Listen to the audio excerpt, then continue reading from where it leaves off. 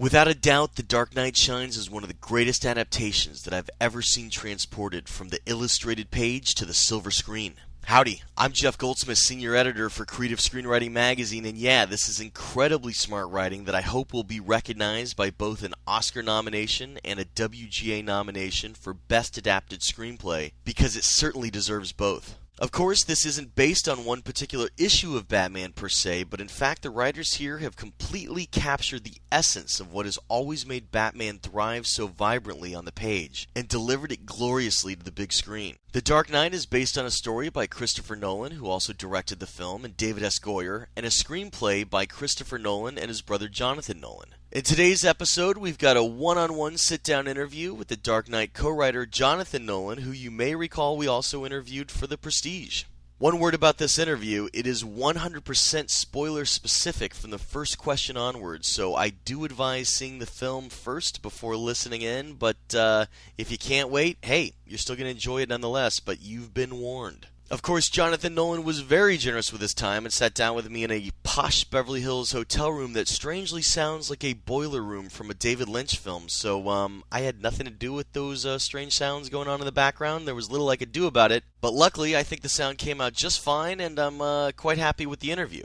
Did you know that the prestigious Walt Disney Studios and ABC Writing Fellowship programs are accepting applicants for their 2009 fellowships with a submission deadline of August 8th, 2008? This program started back in 1990 in a partnership with the Writers Guild of America West. The Walt Disney Studios and ABC set out to create a best-in-class program to increase the diversity of voices in the writing industry. Since then, the Disney ABC Writing Fellowship has become one of the industry's best-known and most respected writing programs, with over 250 alumni among Hollywood's elite, including screenwriters, directors, and television showrunners. To find more information about the program or apply for the 2009 program, please use the following website. For the Feature Writing Fellowship program, you can visit www.disneyfeaturewritingfellowshipprogram.com. Or for the Television Writing Fellowship program, visit www.abctalentdevelopment.com/programs_writers.htm. Remember, the deadline for submissions for the 2009 program is August 8th, 2008, and there is no fee to apply. You can learn more about the program and check those websites for future updates year-round. Of course, you could also take a peek into what's going on in our latest issue of Creative Screenwriting Magazine by visiting www.creativescreenwriting.com, or you could purchase the magazine at any Barnes & Noble and Borders bookshops in the US, UK, Canada, and Western Europe. But now, without further ado, let's jump right into that creepy Beverly Hills hotel room for our one-on-one interview with co-writer Jonathan Nolan to discuss his latest and greatest, The Dark Knight. In Batman Begins, Batman went toe-to-toe with Ra's al Ghul and the Legion of Shadows and debated about whether justice should be meted out by man and civil institutions, or if chaos, nature's true order, should be in control. Batman, of course, who considers himself a instrument of justice and has respect for the law, he won in the end of the first movie. Yeah. Now in Dark Knight, it's a near-perfect sequel because you naturally continue that debate and seemingly posit the following as your script's central question. To what extremes can an ethically good person go to in the pursuit of justice before they themselves have committed crimes against their fellow man equal to or greater than the villains they sought to bring justice to begin with?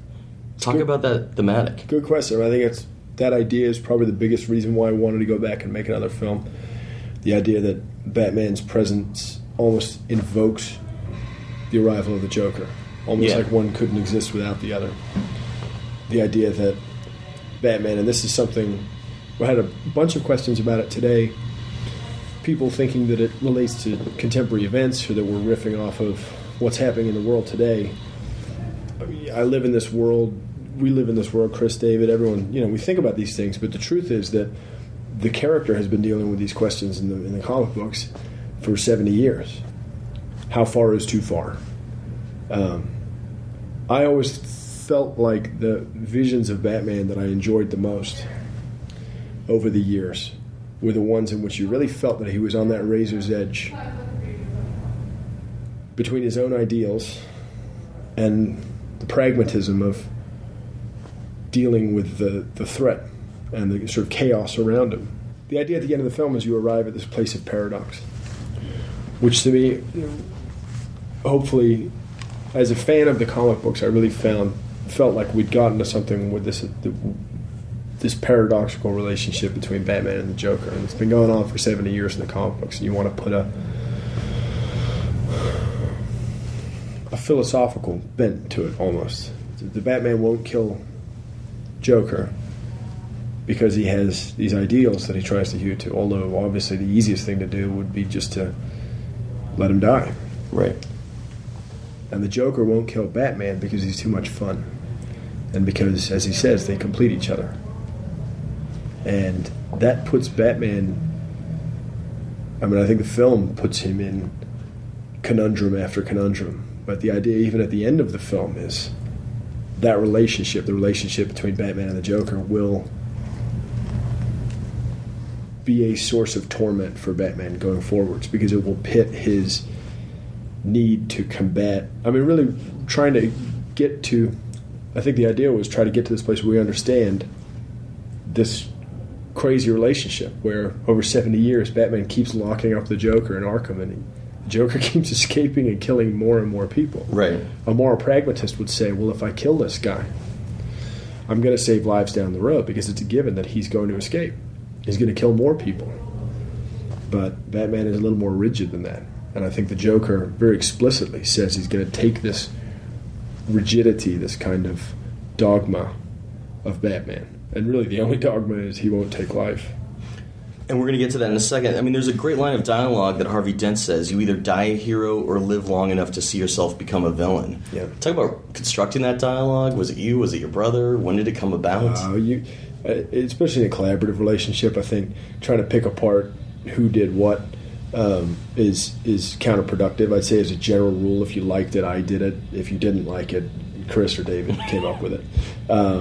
That line, that sort of central line, I actually think that line came in late in the process. Sometimes what happens, which is great, is you work on these things and the themes sit underneath everything, and then like a volcano, they kind of emerge in places. You get a more fully formed idea of what the theme of the film is as you continue to work on it, or it just begins to state itself a little better. So I think that line actually came in after the first or second draft, and really as an answer to the question of really more acutely putting all of these guys, Harvey Dent, Gordon, Batman, on the rack with their own beliefs, and the Joker just keeps twisting it. What I like about that line also is that you see it in the trailer, you think he's talking about himself, but that's not the villain he's talking about. No, I mean, it's a great line. It's an exemplary Batman film, but interestingly, you wrote a character arc of Harvey Dent that far surpasses Batman's arc and is actually taken to Shakespearean levels of character drama, I thought. That's high praise indeed. Yeah, I mean, well, it was great work. I mean, talk about letting a secondary character really take center stage to the point that Batman, as well as the audience, holds Dent, this film's White Knight, in such high regard. It's funny, we spent a lot of today, David and I, talking about how the story came together, because David Goyer and my brother Chris hammered out the story and then put me on the first draft. And I did work after that, but they really, and I was sort of a passenger in their conversations around story and sort of hanging on every word, because I'd been told that I was going to take a crack at it. It's hard to pick apart exactly when the story came together. But Harvey Dent's story, I mean, I'd almost bridled the categorization of him as a secondary character. He's got real juice, that character. Yeah. And his story, my understanding of his story from the comic books, because we read almost all of them, but you were left with this idea of a character who was defined chiefly by tragedy. There's this wonderful, dark, delicious, sort of tragic arc to his life. He starts as, and there have been so many different interpretations of the character that you barely even know where to start. You've had the vision of the character as a sort of a latent or multiple personality disorder that emerges, and we've seen that in the '90s version of the character, the animated series version of the character, the sort of big bad Harv idea. There's a sort of more original story in which he's disfigured, and you're left kind of thinking, all right, well, it's not just his narcissism that propels him to, or frustrated narcissism that propels him to destruction. You had a vision of the character in which there's the character where he's going to rob the Second National Bank at 2:22 p.m. on a Tuesday. And again, we find ourselves in this conundrum, as we did with Batman and with the Joker, and with all of these characters, of trying to figure out, well, we need to take on this guy. We're going to have to choose one from all of these visions of it. The one that was most appealing to us with Harvey was the vision of a classic tragic figure, someone who is undone by their own goodness, in essence. He is the best of them, and this is what Batman says to him at the end. Why, and Harvey is saying, well, why me? And the answer is, because you're the best of them. When you were talking about the story that Chris and David were working on, did they give you what they came up with, like in an outline form? Like, what did you have before you started the first draft? They worked. We're back in 2005 now, well after the first film came out. For Chris, really, there is no presumption of another film. You have to come up with. You got to convince him. So poor old David spent a week trying to convince him, and I was sort of chiming in from the background, trying to convince Chris that there was a story to tell, and that we could. I think really the bar for Chris is we have to outdo. If you're going to do a sequel, you have to outdo the previous film. And so David and Chris spent about a month. David's a busy dude, director as well as a writer. He had about a month that he could devote to the cause, and Chris and David spent that month in Chris's garage, which is the sort of epicenter of these films. It's like his bat cave. It's his bat cave. And they fought it out, and I sort of hung on every word, and they were giving me updates as they went through the process. And I was, throwing in an idea here or there, but they really came to me with this completed outline. I don't remember exactly how long it was. As much as anything, there were two versions of it. There was a set of cards, a big set of cards, 5 boards of cards. Right. And then a written outline. And this was just from both of them, or? This is the two of them. It was a collaboration between the two of them. And then I went off and did the first draft. And then, as we have done on a couple of films now, Chris and I bounced drafts back and forth, and then he took the final passes, as he always does, before going into production. How long did it take you to do that first draft? Very quicker than I've ever written anything before. I was done almost by the end of 2005. A little bit of tweaking here and there. So 3 months, 4 months? A little less, 2 to 3 months. Okay. Because they had really mapped out. I tend to write methodically. That's a euphemism for slowly. Right. But they had really mapped out the story, and they had a crackerjack story, so it really just remained to me to kind of fill in the blanks. How much, interpretation could you go away from the cards, go away from the outline? Well, I spent the first 2 weeks, kind of arguing with Chris. Okay. Not really arguing, but just saying, well, what if... And then I finally realized that wasn't my role in this in this process, and that I was really free, in a sense, to just write what they had asked me to write. And that was enormously fun. I've never worked on that before. I've done adaptations before. I've worked from source material before, but never really gotten to the moment where it was just like, all right, just do it as they see it, and make contributions in between the story beats. Right. And a couple of the beats changed as we went through it, and naturally as do you remember anything in particular?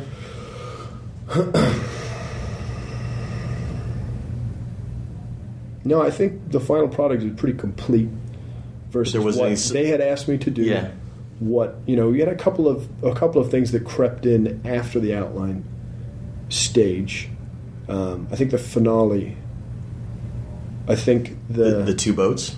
Yeah, I think the 2 boats finale crept in later, as we began to sort of figure out how these things would all come together. And I'll get to that.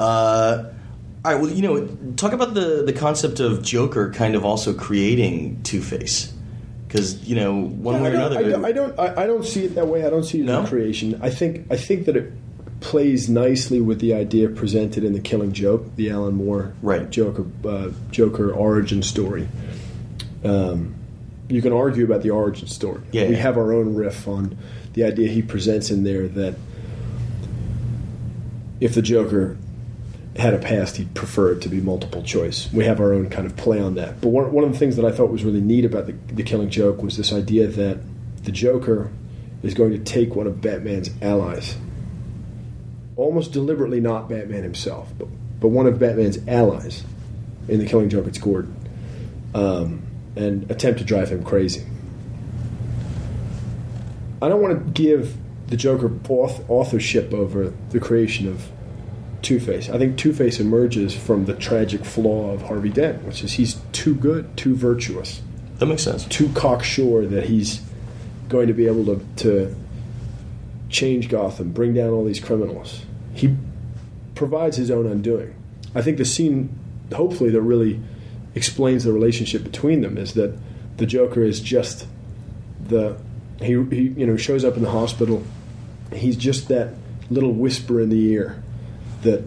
But it's interesting because the Joker blew up Rachel one way or another, and Harvey's anger is much more directed at Gordon at a certain point after that coin flip. Well, but how do they wind up there? I mean, I think Gordon is a virtuous cop, the most virtuous guy.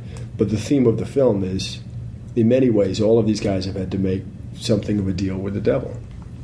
Gordon's conundrum is that he knows the corruption around him, and he's done his best, right, to weed it out of the cops that he works with.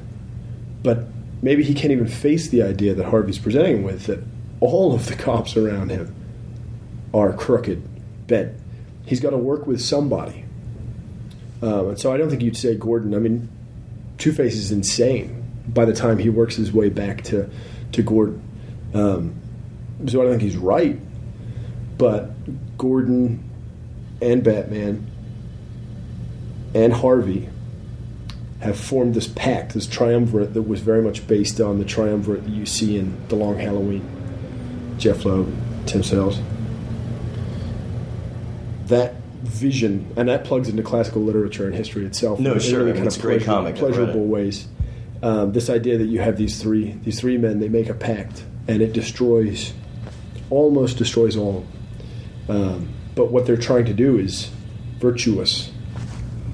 In the first film, Batman shows just how important human life is to him, even criminal lives, and such that he saves Ra's al Ghul after fighting him, and then later refuses to kill Ra's al Ghul and leaves him to fend for himself on a train that's about to crash. It's a bit of a conundrum, but the idea was... It is. But go ahead. Sorry, but in this film, and it takes the entire film to lead up to that point, Batman kills Two-Face, his former friend, the White Knight, Harvey Dent. And throughout the entire film, we see Batman protecting lives, saving hostages, even protecting criminals. Talk about the conversations between you and Chris about that huge, huge moment where he did have to finally make a choice. Yeah, I think he does kill.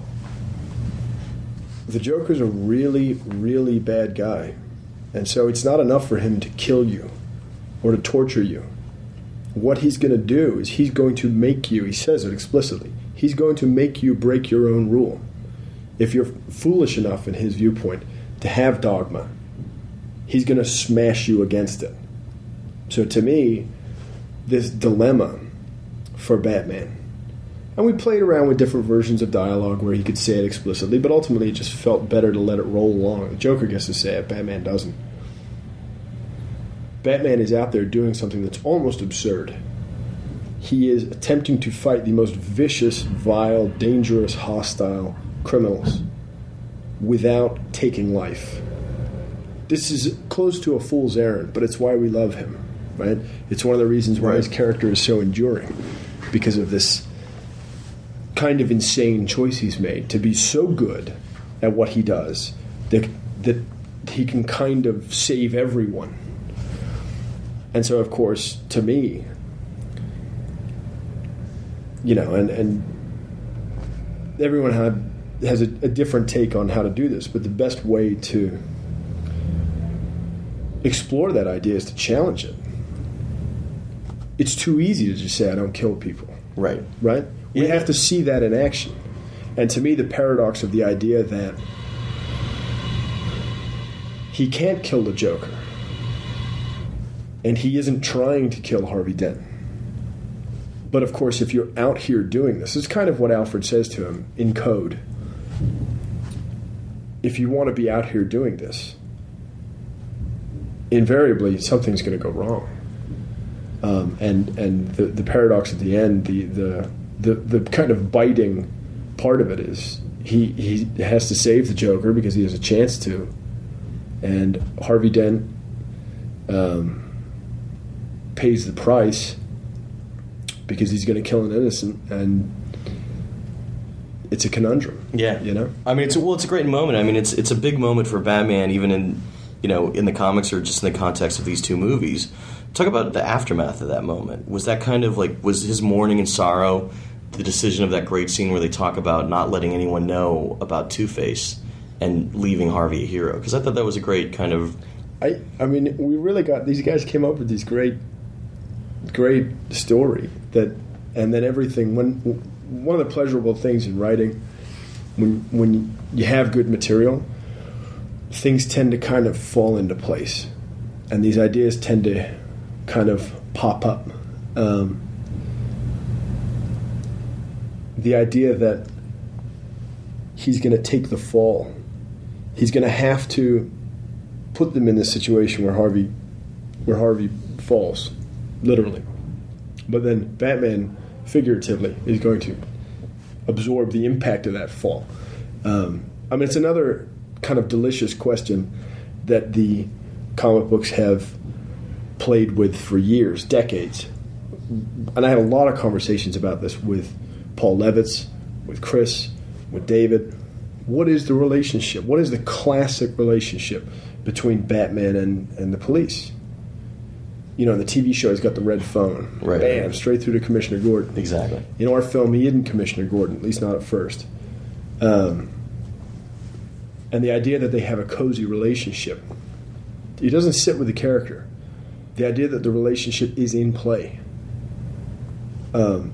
seemed to me to be much closer to the source material of a man who had become a vigilante, who had gone, a little too far. And I think the collision of those ideas, the idea that Gordon knows Batman is decent, but will have to play along with this game in order to kind of save the city. I know, I love that. We all dug the idea of a hero who, what is a hero? Is it perception or is it a reality? And the sort of ultimate betrayal of, not betrayal of that, but the ultimate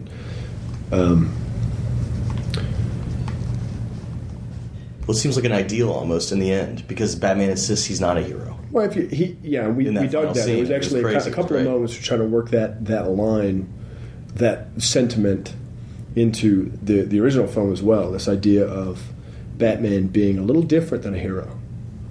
That there's a more sophisticated idea at play there, other than just pure virtue. And so I dig the idea that his biggest act of heroism in some ways is to be cast as the villain. Exactly what Harvey tells him in code is going to happen to him if he keeps doing this long enough. And obviously that plays back to some of the parts of Frank Miller's Batman Year One that are the most spectacular. Is absolutely Batman fighting cops, and we get to see a little bit of that in this film. You get to see that fracture point. I mean, to me, it was always clear, and it was something we talked about through the film, through the development of the film, that if you have a triumvirate, all of the relationships have to be fractured by the end of the film. So obviously Dent's relationship with Batman and Gordon, but also Gordon's with Dent and Batman emerges kind of on his own. That felt like the natural way things had to go. I thought it was a great ending. I mean, David Escoyer and your brother have story by credit. You and Chris have screenplay credit. This is pretty linear storytelling for you Nolan kids. Absolutely. I think talk about that decision. I think it's the first one. I think it's the first straight ahead, fully, I think it is completely linear film. And it's great fun.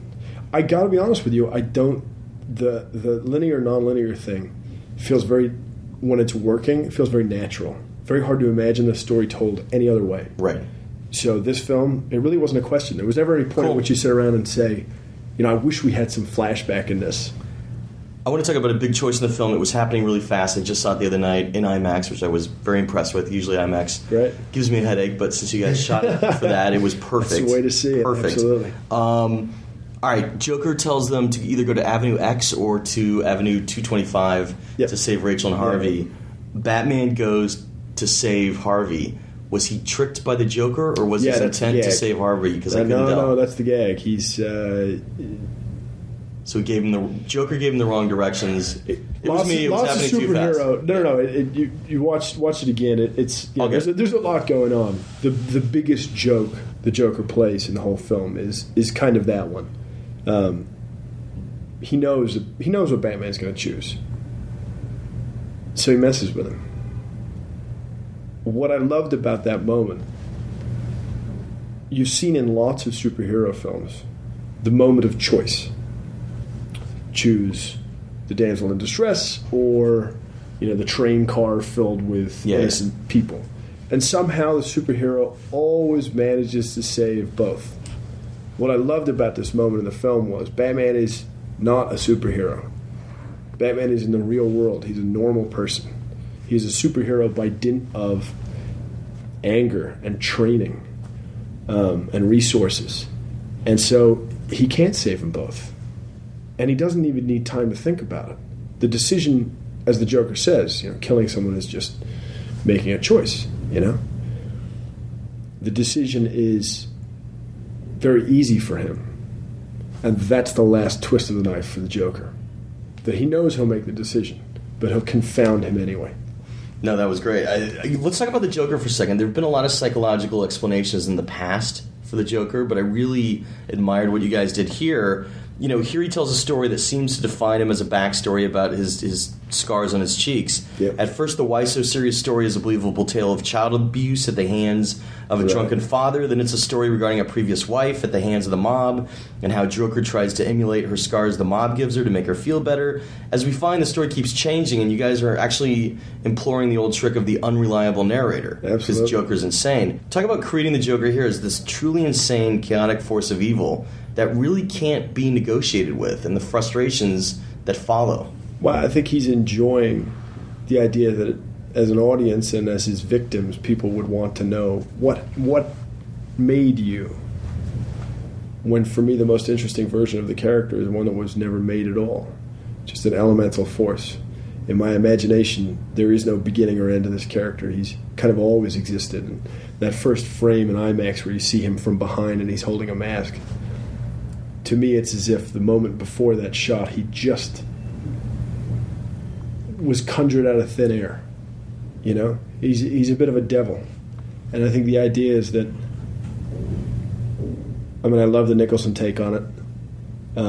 There are a million different ways to do it. I really responded to that idea in the Killing Joke, that a specific backstory to this guy, authoritative, would be kind of reductive to his character. Even in the Nicholson performance, the Burton film, that character, Jack Napier, we don't ever really know what made him in the first place. Yeah. He's already a sociopath before he falls into the vat of chemicals. It's a foregone conclusion. It's the kind of it's the icing on the cake. I think the Joker is and always will be. You've seen different versions of him in every culture for thousands of years, different names, Loki, the trickster, coyote stories, Native American traditions, and I had a lot of conversations with Paul Levitz about the elemental aspect of his character, and it seemed the most attractive. And then when you work back to Batman 1 and you look at the first appearance of the Joker, there's no explanation. He's just there. Would you consider it also caters to the fear of the unknown, in the sense that if you don't define him, you make him freakier and just almost harder? I think everyone wants, I think knowing the threat. This is what's your classic aversion therapy, right? Go look at it, see it for what it is, This is not going to work with the Joker. you can look at him as much as you want. You're never going to figure out who he is. Well, it's funny because by the end of the film, when he tries to say to Batman, "Do you want me to tell you how I got these scars?" Yeah. Batman's like, "No." He's just going to tell another story. Yeah, because he knows it's going to be full of it.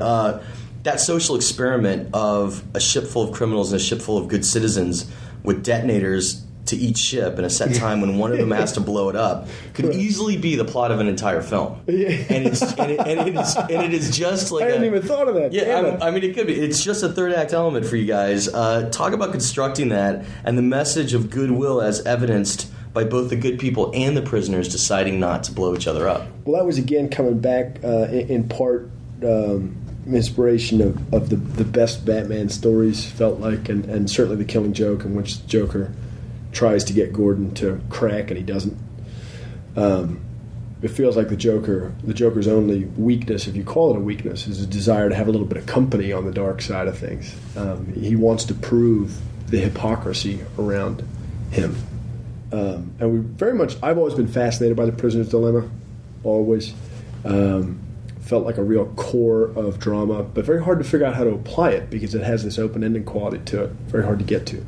I really wanted to come up with a believable situation, a situation in which the audience, in which you'd sit there thinking, damn, I don't know what I'd do.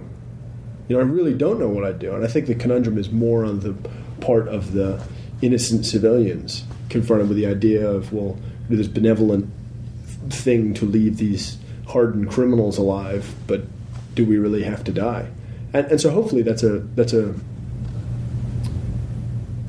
situation that you can sympathize with a little bit. It was genius because just like the rest of the movie, it was exploring the theme of what it takes to kill someone. But this time it was exploring it through a tense, suspenseful sequence that was, no one's even moving. They're all sitting still. That's how great it was. Yeah, it's this tricky relationship you wanted to build between this very personal, paradoxical relationship which we established between Batman and the Joker. As he puts it, the unstoppable force, the immovable object. But we want to see that writ large. We want to see that relationship, the stakes of it are the entire city. And the Joker is going to pull everyone into that conflict. And he's also going to manipulate Batman's, weakness, which is a concern for life. So it felt like a pretty natural. It took some work to get to it. I think we felt like we needed a big idea because you want the Joker doesn't believe anything, doesn't have a cause, but has a sense of occasion, decorum. He's got a purple suit, he's got these wonderful socks, and so he doesn't have a plan, but he has a wonderful way of getting there. No, it was a great scene. I mean, obviously, if time's ticking, you might want to consider a hand vote versus paper vote. That's what I would do as the captain of that ship. I always love in movies when somebody has a good story to tell. Alfred tells an amazing story about how he hunted down a criminal that couldn't be reckoned with in Burma. Right. And then he doesn't finish the story. And then, again, it was great setup payoff because it comes back up later, and he explains the harsh truth is that when this force of evil that couldn't be reckoned with or caught, they burnt down the forest. Right. Which is, a great leader into what happens in the perfect act. It's almost the nuclear option, if you will. Talk about the construction of that and, how it really was, again, theme and story connected. I think we always imagine that Alfred has this dark past that he doesn't talk about too much in different versions of the character. The idea was that he was an SAS medic or that he was, in Burma, that was English men of a certain generation, that generation.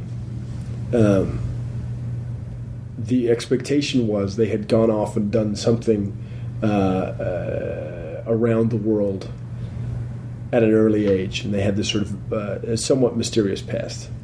So love that, and love the idea that we could hint at that without being too explicit, without really putting him in a box. Right.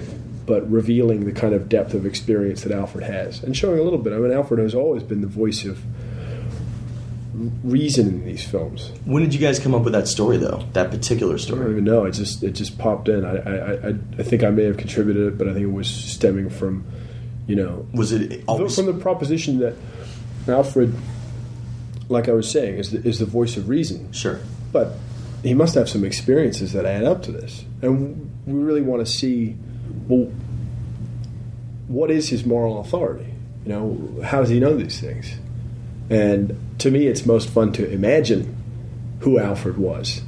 I'm not 100% sure it's a question that's actually occurred to some of the people who are watching these films. He's kind of taken like a piece of furniture. Right. And I love the idea that you could imbue a little more, just hint at what lay beneath such sort of calm waters. It was great. I mean, did you always know that you were going to split it up and have the end of the story come later? That's a good question. Those scenes did move around a little bit, and often an element like that will get batted around a bit as you converge on the kind of final structure of the film, and then even into editing sometimes pieces like that will move a little bit. I can't say I remember perfectly exactly how it worked. I'm sure Chris got in there and figured out splitting it up would give it more impact, I'm sure. There's great action sequences, but honestly, I mean, as mind-blowing as they were, I couldn't wait till we got back to the characters because that's how well constructed they were. Thank you. What did your action look like on the page? I mean, was it in big chunks of description for Chris and the visual effects crew, or were you able to shorthand it knowing that... Well, we'd had, on this one, we'd had a fair amount of chance to talk, and they had some I kind of don't even like the phrase set pieces because it really implies that you're sort of it's like you have your set piece over there. It's like, best if there's character development happening, if the action could happen at any given moment, if the character development can happen at any given moment, and is happening continuously, and hopefully that's where we get to it. But in terms of writing action, on this film, I had been given a mandate for some pieces. We'd had early conversations about how some moments were going to work, and then some moments just kind of appeared out of, as they always do. They come from accidents or typos or miscommunications. I think at one point I'd suggested putting a harpoon on the Batmobile, and I'd sort of thrown it away. And then the suggestion, I remember Chris saying to me, well, you had this thing about a harpoon in there. What was that about? And I was like, oh no, I just I just needed a line to cover his action. He's doing something, and then it sort of becomes this whole other thing. So, but to me, I feel like I have a responsibility as a writer to try to add a couple of ideas to roll the ball along a little further. I've read one or two scripts by other writers where they sort of get to the action bit and they kind of write euphemistically, all right, director, take it from here. Yeah. And I think that's a weak sauce, man. That's you can't do that. You have to make an effort because then to me it really is just pointless action. If you could shorthand the whole scene, you could say they fight, he wins. Well, then don't even put the scene in there because there's got to be more to it than that. There's got to be more stakes to it than that. So how long were those pages in that description? I mean, how detailed did you get? In my experience, these films have come out pretty much 1-to-1 page count to length, and that always gets that's a give and take where the scenes of the dialogue are run long, right? Scenes of the action run short. I tend to write as economically as possible when it comes to action because I know that Chris will be doing a lot of thinking, but you try to get a couple of good punches in there. And I definitely think you have to make an effort to describe the totality of what's happening. If there's a car, I mean, I love car chases. Car chases is my favorite part of some films, as long as they're good, and again, as long as there's something more interesting than just kind of, chaos. So I'm definitely not going to pass up a chance to try to have a hand in describing one, designing. You were speaking about the length. I think the 2.5 hours flew by. I mean, I would have sat there longer. Was there anything cut that you missed? There's always, the great thing about working with Chris is that one of the many great things about working with Chris is that he has such a great sense for what's essential, what's not, such that it's we get requests for deleted scenes and stuff on DVDs. There really aren't many. I don't remember the last time we had to lose a scene. Was there anything you lose moments, okay. You lose lines, and there's always like maybe Harvey Dent, what he was doing in the panic room during the party invasion. Was there more to that? No. I think the idea very much there was you have so many different elements going on in that in that scene. So it was written like that. Okay. So there's no big lost scene that you guys debated and debated. No, nothing. Just moments. Right. Good to know. And with a film with so many characters and such a kind of a large. What we're trying to do there is big and has a large scope to it. It's a very serious film. We're going to talk about that more in a second. But dialogue wise, there's a great moment of levity when Joker says, "I'm a dog chasing cars. I wouldn't know what to do with one if I caught it."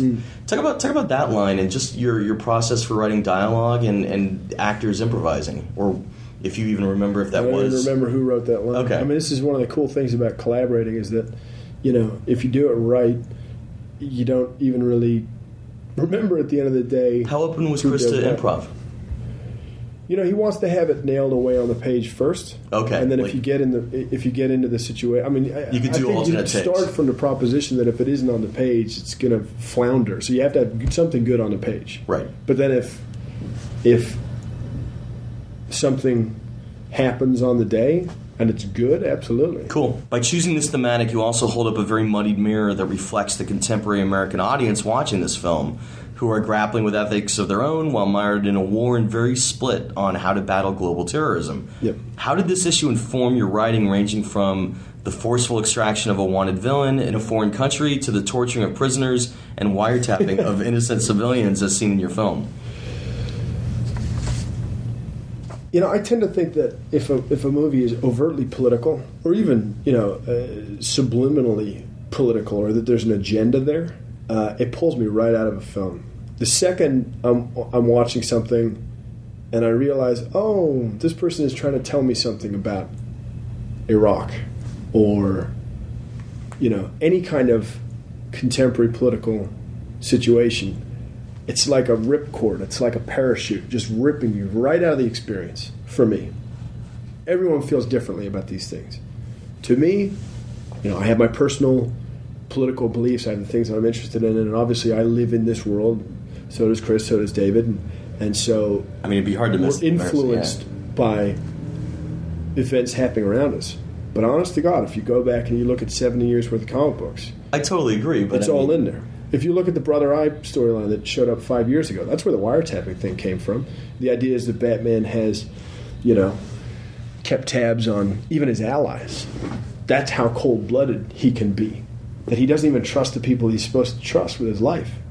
And so he's surveilling everyone. Alfred makes a joke that references back to where that came from. So it's not about George Bush and wiretaps. I mean, to be honest, we wrote it 3 years ago. So don't worry, George Bush was wiretapping 3 years ago. Yes, but they hadn't told us that yet. It really does come from the source material.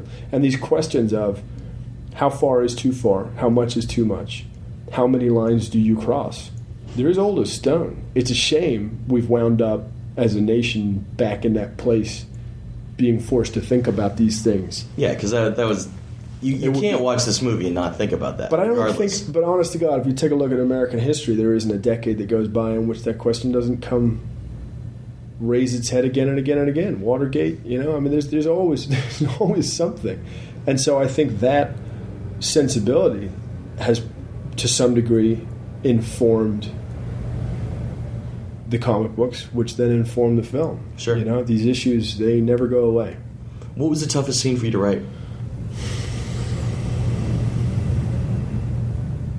The one that you really just kept coming back to again and again?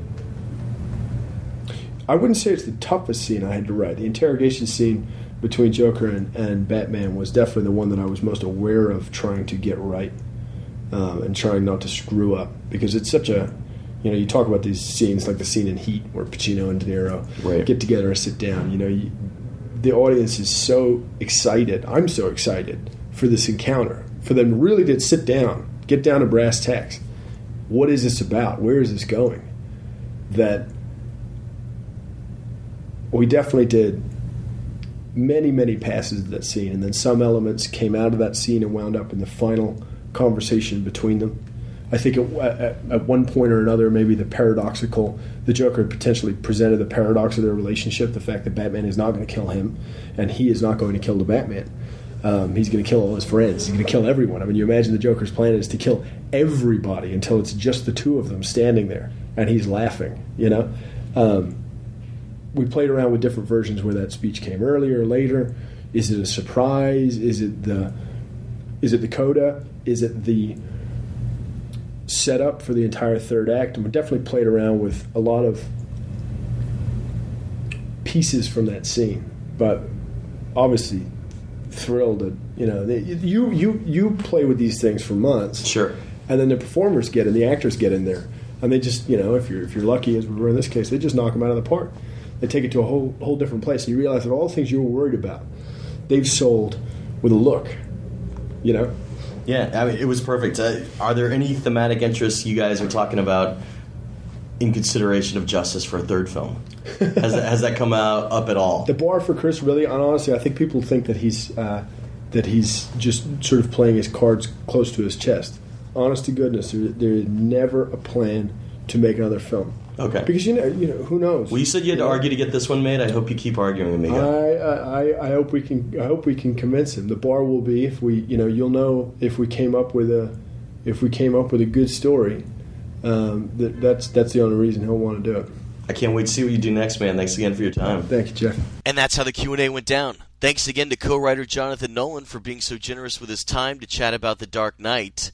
At the beginning of this podcast, I mentioned that The Dark Knight's writing is worthy of WGA and Oscar nominations, and folks have been chatting back and forth a lot about other categories that the film could get nominated for as well. I hope it gets a lot of nominations because it truly represents the end result of very talented artists in practically every department. Obviously, Christopher Nolan deserves a directing nomination, but when it comes down to the acting, I've been thinking about it a lot, and yes, Heath Ledger should get a nomination for his groundbreaking performance as the Joker, but you know what? I truly believe that Aaron Eckhart deserves a nomination as well. On the page, Eckhart's character of Harvey Dent had a Shakespearean arc to it, and was the character who went through the most emotionally charged amount of change in the film, and of course, Aaron Eckhart truly rose to the occasion by delivering a stellar performance. Hopefully such good work won't be overlooked. But look, Christian Bale, Michael Caine, Morgan Freeman, Gary Oldman, Maggie Gyllenhaal, and hey, even Anthony Michael Hall, they all turned in great performances because The Dark Knight is a fantastic cinematic accomplishment, and I certainly can't wait to see it again. If you dug this episode of the podcast in general, consider tossing a virtual tip into our PayPal virtual tip jar by visiting www.creativescreenwritingmagazine.blogspot.com and look for the PayPal icon. Your tips are appreciated and definitely help out with equipment, hard drives, and all the other stuff we need to keep this podcast running. Of course, feel free to check out my blog, which I even managed to update on the rare occasion that I have time to do so by visiting www.jeffgoldsmith.blogspot.com. You can also always feel free to drop me a line by emailing me at yo.goldsmith@gmail.com, and I'll do my darndest to get back to you as soon as I can. Of course, don't forget to click that subscribe button in iTunes or your podcatching software because that's how episodes are downloaded automatically every time you click refresh. And if you have a minute, feel free to leave us positive feedback in the iTunes Music Store or at podcastalley.com. I'm Jeff Goldsmith, Senior Editor for Creative Screenwriting Magazine, thanking you again for tuning in and telling you to stay out of trouble. Till next week.